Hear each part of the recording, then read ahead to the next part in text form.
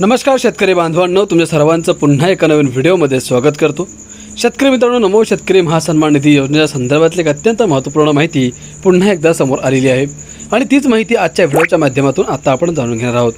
शेतकरी मित्रांनो, राज्यातील नमो शेतकरी सन्मान निधी योजना अडचणीत असताना आता केंद्र सरकारचा पीएम किसान योजनेबाबत महत्त्वाचा निर्णय समोर आलेला आहे।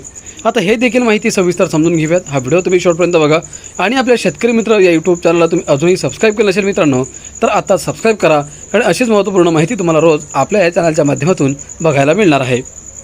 मित्रांनो, पंतप्रधान किसान सन्मान निधी योजना 2026 आणि 27, 30 आणि 31 पर्यंत सुरू ठेवण्याला केंद्रीय मंत्रिमंडळाच्या बैठकीत मंजुरी देण्यात आली आहे।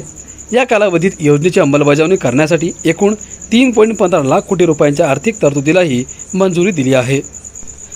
पीएम किसान योजना फेब्रुवारी 2019 मध्ये सुरू करण्यात आली।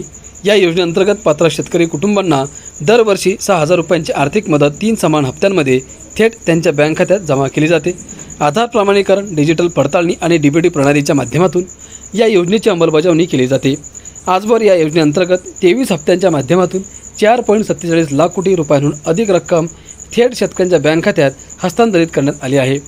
23व्या हप्त्याअंतर्गत 9.49 कोटींहून अधिक शेतकऱ्यांना लाभ झाला असून 18,984 कोटी रुपयांहून अधिक रक्कम वितरित करण्यात आली आहे। पीएम किसान अंतर्गत मिळणाऱ्या मदतीमुळे शेतकऱ्यांना बियाणे, खते, सिंचन, कृषी यंत्रसामग्री आणि इतर कृषी गरजांसाठी वेळेवर गुंतवणूक करणे शक्य झाले आहे। यामुळे शेतकऱ्यांची उत्पादन क्षमता वाढली आहे।